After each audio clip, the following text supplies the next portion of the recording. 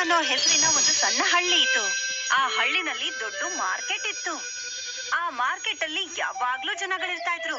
ಬೇಸಿಗೆಗಾಲದಲ್ಲಿ ಈ ಎಲ್ಲಾ ಜನಗಳು ಬಲ್ದೇವ್ ಪೆಪ್ಸಿ ಅಂಗಡಿಗೆ ಹೋಗಿ ನಿಂತ್ಕೋತಾ ಇದ್ರು. ಅರೆ ಬಲ್ದೇವ್ ಅಂಕಲ್, ನನಗೆ ಆರೆಂಜಿನ ಪೆಪ್ಸಿ ಕೊಡಿ. ನನ್ಗೆ ಯೆಲ್ಲೋ ಕಲರ್. ಮತ್ತೆ ನನ್ಗೆ ಕೆಂಪುದು. ಸಣ್ಣವರಾಗ್ಲಿ ದೊಡ್ಡವರಾಗ್ಲಿ ಪ್ರತಿಯೊಬ್ಬರಿಗೂ ಬಲ್ದೇವ್ನ ಪೆಪ್ಸಿಸ್ ಅಂದ್ರೆ ತುಂಬಾ ಇಷ್ಟ ಆಗ್ತಾ ಇತ್ತು. ಜೊತೆಗೆ ಬಲ್ದೇವ್ ಕೂಡ ತುಂಬಾ ನಿಯತ್ತಿಂದ ಪೆಪ್ಸಿಗಳನ್ನ ಮಾಡ್ತಾ ಇದ್ದ. ಒಳ್ಳೆ ಫಿಲ್ಟರ್ ನೀರು, ಒಳ್ಳೆ ಸಕ್ಕರೆ, ಅದ್ರ ಜೊತೆಗೆ ತುಂಬಾ ಶುದ್ಧವಾಗಿ ಪೆಪ್ಸಿನ ಮಾಡಿ ಅವನು ಪ್ಲಾಸ್ಟಿಕ್ ಕವರ್ ಅಲ್ಲಿ ಪ್ಯಾಕ್ ಮಾಡ್ತಿದ್ದ. ಬಲ್ದೇವ್ನ ₹1 ಪೆಪ್ಸಿ ತುಂಬಾ ವ್ಯಾಪಾರ ಆಗ್ತಾ ಇತ್ತು. ಸ್ವಲ್ಪ ಹೊತ್ತಲ್ಲೇ ಅವನಲ್ಲಿದ್ದಂತ ಎಲ್ಲಾ ಸ್ಟಾಕು ಮುಗ್ದು ಹೋಗ್ತಾ ಇತ್ತು. ಅರೆ ಅಂಕಲ್, ಪೆಪ್ಸಿ ಇದೆಯಾ? ಇಲ್ಲ ಮಗು, ಎಲ್ಲ ಖಾಲಿ ಆಗೋಯ್ತು. ಇನ್ ನಾಳೆ ಬಾ. ಬಲ್ದೇವ್ ಅಂಗಡಿ ಎದುರುಗಡೆನೆ ಪವನ್ ಅಂಗಡಿ ಇತ್ತು. ಪವನ್ ಐಸ್ ಕ್ರೀಮ್ ಮಾರ್ತಾ ಇದ್ದ.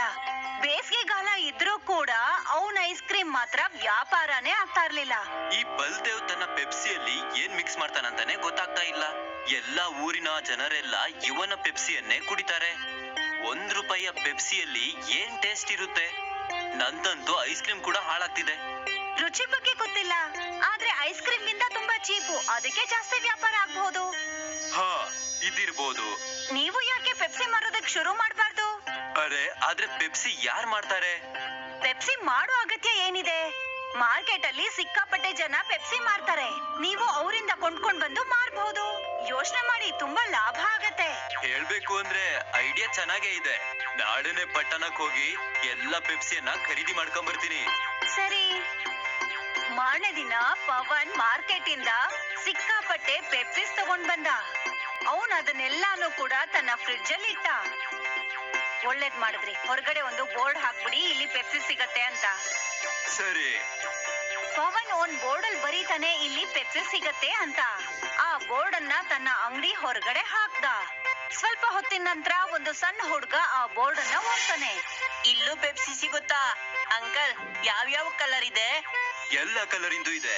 ನಿನಗ್ ಯಾವ್ದು ಬೇಕು ಅದನ್ನ ಹೇಳು. ನಂಗಂತೂ ಒಂದು ಯೆಲ್ಲೋ ಹಾಗೂ ಆರೆಂಜ್ ಇಂದು ಬೇಕು.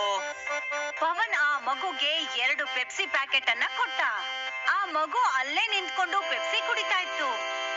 ಇದಂತೂ ಚೆನ್ನಾಗಿದೆ, ಮಜಾ ಬಂದ್ಬಿಡ್ತು. ಇದೊಂತಗ, ಇದು ನನ್ ಕಡೆಯಿಂದ ಫ್ರೀ. ನಿಂಗೆ ಹೋಗಿ ನಿನ್ ಫ್ರೆಂಡ್ಸಿಗೂ ಹೇಳು ನನ್ನ ಅಂಗಡಿಯಲ್ಲಿ ಪೆಪ್ಸಿ ಸಿಗುತ್ತೆ ಅಂತ. ಹಾ ಅಂಕಲ್, ಖಂಡಿತ ಹೇಳ್ತೀನಿ. ಪವನ್ನ ಈ ಐಡಿಯಾ ಕೆಲ್ಸ ಮಾಡ್ತು. ಆ ಮಗು ಓಡ್ಕೊಂಡು ಹಳ್ಳಿಗೆ ಹೋಯ್ತು.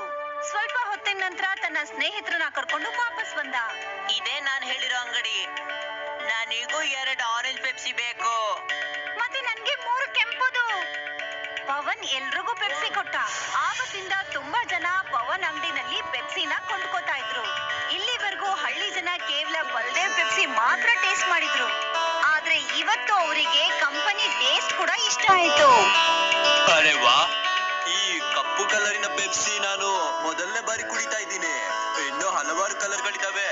ಲೆಂಬು ಪಾನಿ, ಕಾಲಖಟ್ಟ, ಆರೆಂಜ್, ರೋಸ್, ವಾಂಡ. ಇನ್ನೊಂದು ಪ್ರತಿದಿನ ಬೇರೆ ಬೇರೆ ಫ್ಲೇವರ್ ನ ಟೇಸ್ಟ್ ಮಾಡಬಹುದು. ಪವನ್ ಪೆಪ್ಸಿ ಮಾರ್ತಾ ಇದ್ದ ಕಾರಣ ಬಲ್ದೇವ್ ಅಂಗಡಿನಲ್ಲಿ ಜನಸಂಖ್ಯೆ ಕಮ್ಮಿ ಆಗಿತ್ತು.